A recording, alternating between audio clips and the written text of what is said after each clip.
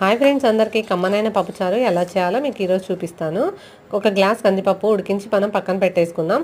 అలాగే చిన్న నిమ్మకాయ సైజ్ అంతా చింతపండు కూడా తీసి మనం పక్కన పెట్టేసుకున్నాం నానబెట్టుకొని. ఒక 2 ములక్కాయలు, ఒక టమాటో, 4-5 పచ్చిమిరపకాయలు, కొంచెం కరివేపాకు.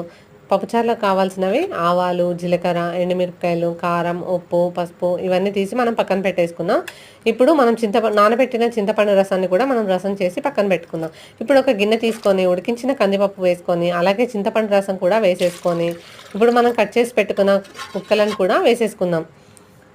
ములక్కాయ, టమాటా, పచ్చిమిర్చి, కరివేపాకు ఇవన్నీ వేసేసుకుందాం. అలాగే 2 స్పూన్స్ కారం, 2 స్పూన్స్ ఉప్పు, తగినంత కరివేపాకు వేసేసుకుందాం. జీలకర్ర, మెంతుల పొడి ఒకసారి అంతా కలిపేసుకొని మనం సన్నగా కట్ చేసి పెట్టుకున్న కరివేపాకును కూడా, కొత్తిమీరని కూడా వేసేసుకొని కలిపి పక్కన పెట్టేసుకొని ఒక స్టవ్ ఆన్ చేసుకొని ఇప్పుడు గిన్నె పెట్టుకొని ములక్కాయ ముక్క ఉడికేంత వరకు మనం పప్పుచారుని మరిగించుకుందాం.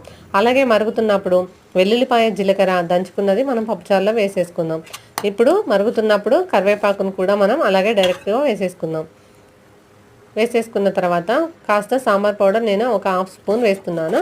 ఇంక ఇప్పుడు మనకి పప్పుచారు మరిగిపోయినట్టే. ఇంక ఇప్పుడు మనం దీన్ని పక్కన పెట్టేసుకొని, అలాగే పోపుకి కావాల్సిన గిన్నె పెట్టేసుకొని, తగినంత ఆయిల్ వేసేసుకొని పోపు దినుసులు ఒక్కొక్కటిగా వేసుకుందాం. 4-5 వెల్లుల్లి వేసుకుందాం.